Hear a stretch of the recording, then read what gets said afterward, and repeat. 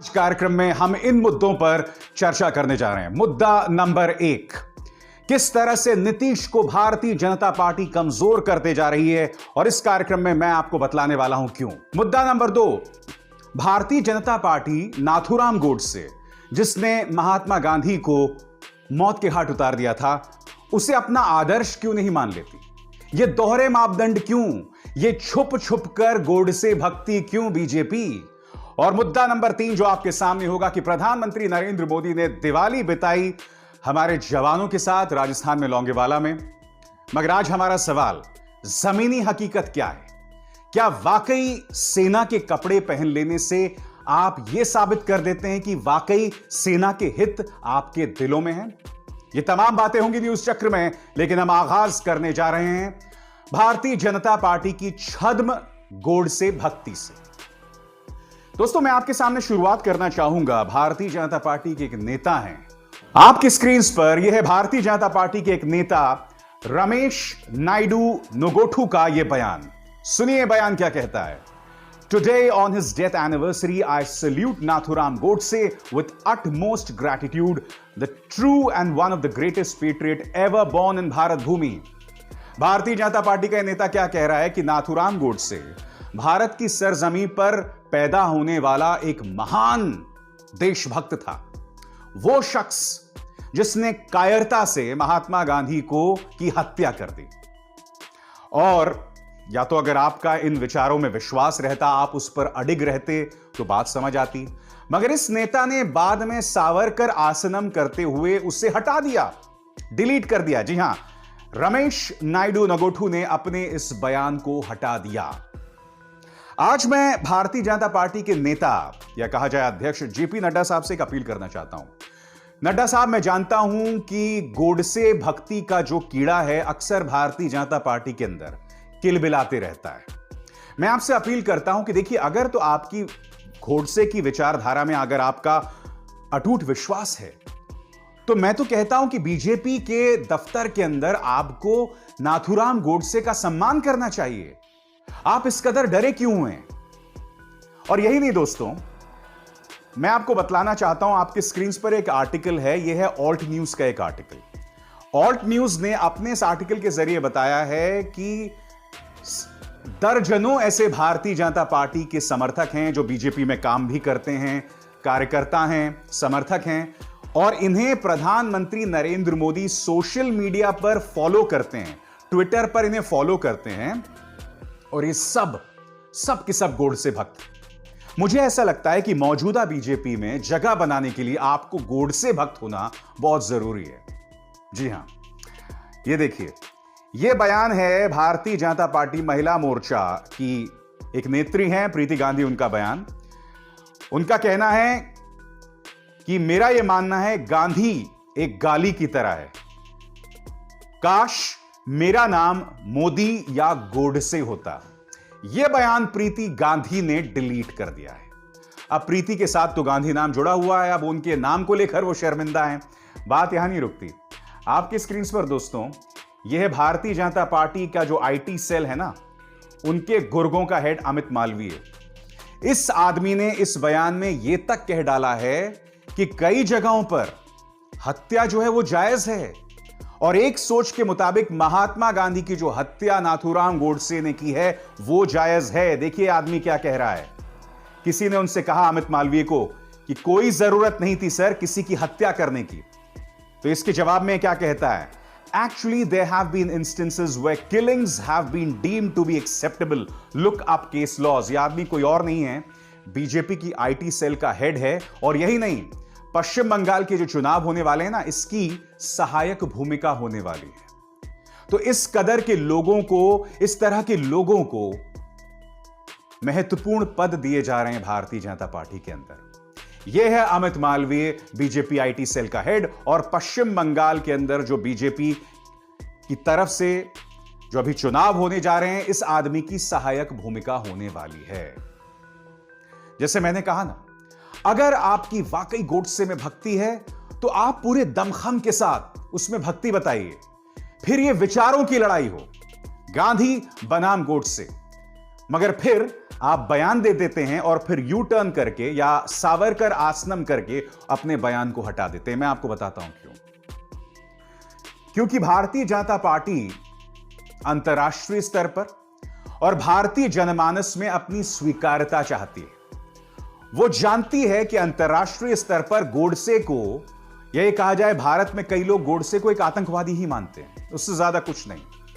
मगर गांधी वो शख्स है जिसकी विचारधारा आज भी प्रासंगिक है, क्योंकि आज भी हम गांधी पर बहस करते हैं, तर्क करते हैं। आज भी कई लोग हैं जो गांधी से नफरत करते हैं। यह गांधी की विचारधारा की जीत है। और इन चेहरों पर गौर कीजिए। Nelson Mandela, Barack Obama, Martin Luther King, ये वो तमाम चेहरे हैं जिन्होंने विश्व के मानचित्र पर अपनी मौजूदगी दर्ज की और ये सभी गांधी को अपना आदर्श मानते हैं। कोई भी गोडसे को अपना आदर्श नहीं मानता। एक कायराना हरकत के लिए आखिर कौन किसे आदर्श मान सकता है? बीजेपी के साथ धर्म संकट यह है कि गोडसे चूंकि हिंदू महासभा से जुड़ा हुआ था, महात्मा गांधी की हत्या में कहीं ना कहीं एमएस गोलवालकर का नाम भी जुड़ रहा था, तो वैचारिक स्तर पर वो गोडसे के साथ जुड़ती पाई जाती है। स्वतंत्रता संग्राम में देखिए ना, आरएसएस का एक भी नेता नहीं देखा जाता। उल्टा आप जानते हैं कि जब भारत छोड़ो आंदोलन चल रहा था तो आरएसएस ने अंग्रेजों का साथ दिया था। यह आईना लगातार आरएसएस को उनके चेहरे पर दिखाया जाता रहा है। मगर उस वक्त भी महात्मा गांधी ने कभी भी आरएसएस को देशद्रोही नहीं कहा था, जैसे आज की तारीख में बीजेपी हर किसी को देशभक्त और देशद्रोही का तमगा देती रहती है। और एक और चीज मैं आपको बताना चाहता हूं कि आखिर प्रधानमंत्री इस कदर के गोडसे भक्तों को क्यों फॉलो करते हैं, उसकी मैं आप वजह बताना चाहता हूं। क्या आप जानते हैं कि प्रधानमंत्री ने अपनी जिंदगी में एक ही किताब लिखी है और वो किताब आधारित है एमएस गोलवालकर पर। और अगर आप एमएस गोलवालकर की भूमिका 1947 और 48 में देखें, और इस बात का जिक्र रामचंद्र गुहा ने अपनी किताब में बहुत खूबसूरती से किया है। 1947 से 1948 के बीच, यानी कि महात्मा गांधी की हत्या से करीब 1-1.5 साल पहले, एमएस गोलवालकर और उनकी विचारधारा से जुड़े लोगों ने महात्मा गांधी के खिलाफ एक बहुत ही घटिया, वाहियात और झूठा प्रोपेगेंडा चलाया था। महात्मा गांधी के बारे में न जाने कितनी अफवाहें फैलाई थी, बिल्कुल उसी अंदाज में जैसे आज की तारीख में बीजेपी आईटी सेल कई लोगों के खिलाफ अफवाहें चलाता है, मानो इन्हें एमएस गोलवालकर से जो है शिक्षा मिली हो।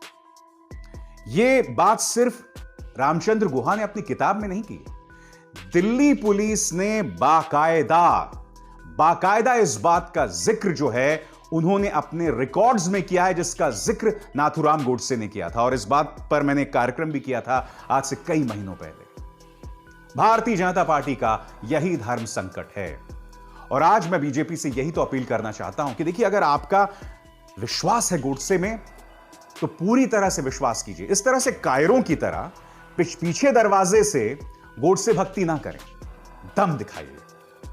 और अब न्यूज चक्र में बारी है नीतीश के धर्म संकट की, या यह कहा जाए किस तरह से नीतीश कुमार अपनी इस चौथी पारी में कमजोर होते दिख रहे हैं।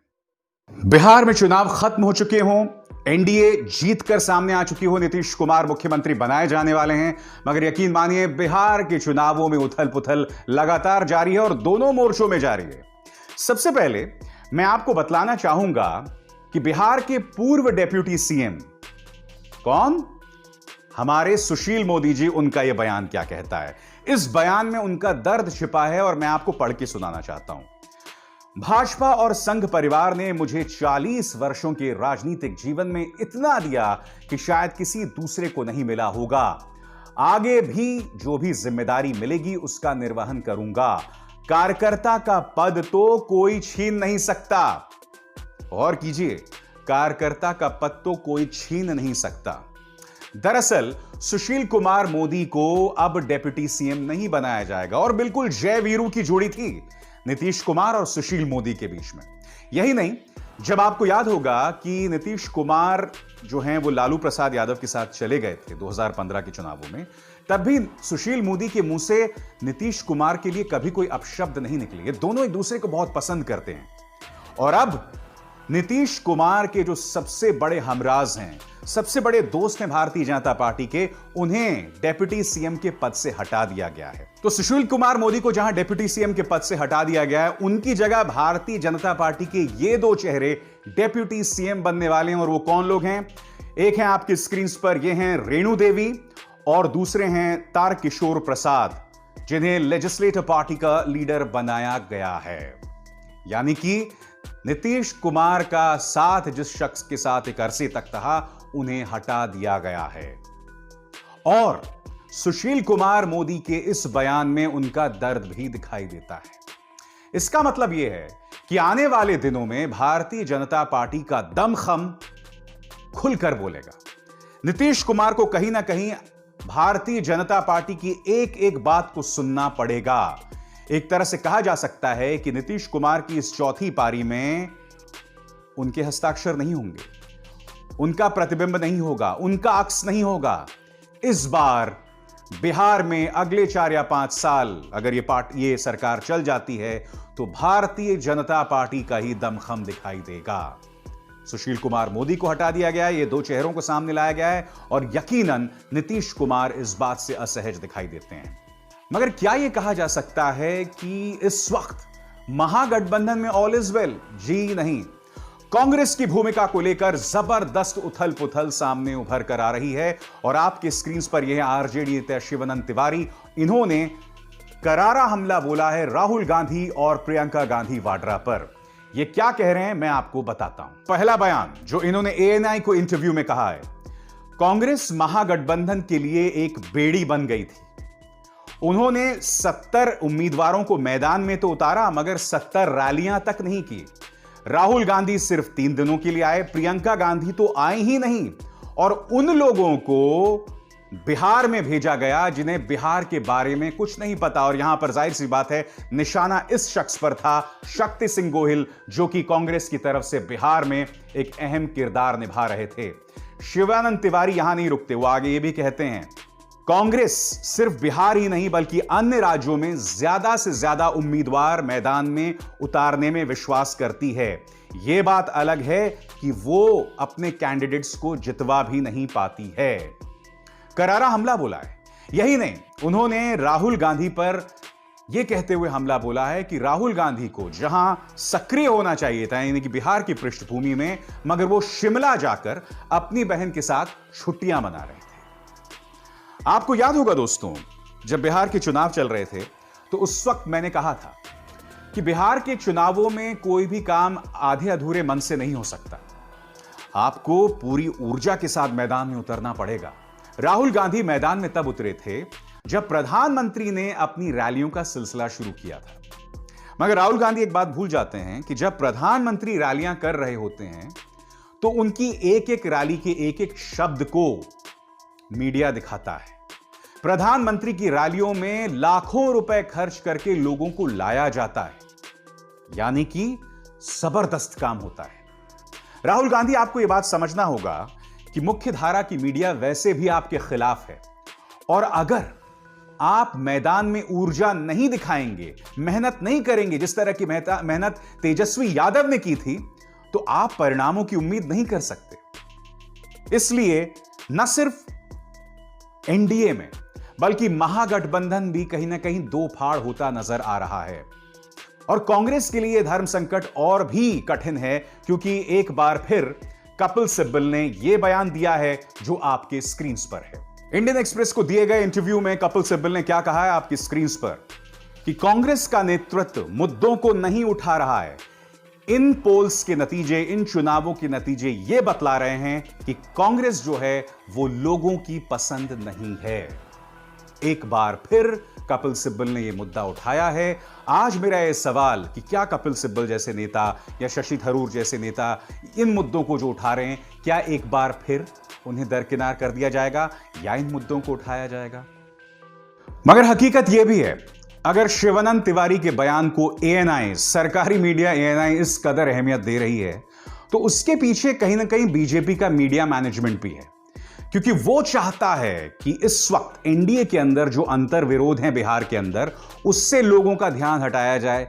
इसलिए वो क्या कर रहे हैं कि मीडिया पर जोर लगा रहे हैं, उन पर प्रेशर डाल रहे हैं कि कांग्रेस को लेकर आरजेडी के नेताओं की तरफ से ये जो बयान सामने उभर कर आ रहे हैं, उन बयानों पर तवज्जो दी जाए। मगर एक बात हकीकत है, जो बातें शिवानंद तिवारी कह रहे हैं, इस वक्त आरजेडी में अधिकतर नेता इस बात को महसूस करते हैं। और यही नहीं, कांग्रेस के कई नेता भी जो इस वक्त बिहार में हैं, वो भी इस बात को महसूस करते हैं कि जिस ऊर्जा के साथ कांग्रेस को इन चुनावों में उतरना चाहिए था, वो नहीं उतरे। और अब न्यूज चक्र में हमारा तीसरा विषय, प्रधानमंत्री नरेंद्र मोदी का सैनिक प्रेम। जी हां, प्रधानमंत्री नरेंद्र मोदी दिवाली मनाने पहुंचे सैनिकों के साथ। इस बार राजस्थान में लोंगेवाला में थे। ये देखिए तस्वीर, प्रधानमंत्री नरेंद्र मोदी सैनिकों की लिबास में, चेहरे पर मास्क भी है। अब देखिए यहां पर टैंक से किस तरह से वो उजागर हो रहे हैं, टैंक में खड़े हुए हैं। यहां देखिए किस तरह से श्रद्धांजलि दे रहे हैं वो सैनिकों को। ये सब बहुत सही है, मगर आज मेरा आपसे एक सवाल। हिंदू की इस खबर के मुताबिक चीन अब भी भारतीय जमीन के करीब 1000 स्क्वायर किलोमीटर पर कब्जा किए हुए है। बात यही नहीं रुकती, कई मीडिया की खबरें इसे 300 स्क्वायर किलोमीटर बता रहे हैं। अब एक और खबर देखिए जो कि एनडीटीवी की है, जो आपकी स्क्रीन पर है। इस खबर के मुताबिक चीन इस वक्त सर्दियों से पहले डोकलाम में नए टनल्स बना रहा है, सुरंगें बना रहा है। और उन्होंने बाकायदा ये तस्वीरें भेजी हैं। देखिए इस तस्वीर में अगस्त 2019 में क्या हालात थे और अब अक्टूबर 2020 में क्या हालात हैं। आप जानते हैं कि इसी मंच पर ही नहीं बल्कि अन्य मंचों पर मैंने आपके सामने कई शोज किए हैं कि डोकलाम में जो भारतीय सैनिकों और चीन के सैनिकों के बीच में संघर्ष हुआ था, जो 73 दिनों तक चला था, उसके बाद भोली भाली जनता को हमारी मीडिया ने यह बताया कि हमने चीनी सैनिकों को पीछे खदेड़ दिया था। मगर उसके बाद बाकायदा इस तरह की तस्वीरें सामने उभर कर आई थी, सैटेलाइट इमेजेस सामने उभर कर आए थे कि चीन ने, डोकलाम ने अपनी मौजूदगी को और भी पुख्ता कर लिया है, और भी मजबूत कर दिया है। उसने बाकायदा तोरसा नाले तक सड़कें बना ली हैं। और ये मेरे शब्द नहीं है, ये सैटेलाइट इमेजेस से ये सामने उभर कर आया था। कई डिफेंस के जानकारों ने ये बातें सामने लिखी हैं। और सबसे बड़ी हकीकत, चीन के साथ हुए संघर्ष में हमारे 20 सैनिक शहीद हो गए थे। इतनी बड़ी शहादत, इतनी बड़ी तादाद में चीन के साथ संघर्ष में हमारे सैनिक नहीं मारे गए, मगर ये उस वक्त मारे गए जब एक ऐसा शख्स देश का प्रधानमंत्री है जो त्योहारों में सैनिकों के साथ मिलता है, उनके साथ वक्त बिताते हैं वो, मगर हकीकत उससे बहुत दूर है। तो न्यूज चक्र में बस इतना ही। अभिसार शर्मा को दीजिए इजाजत। नमस्कार।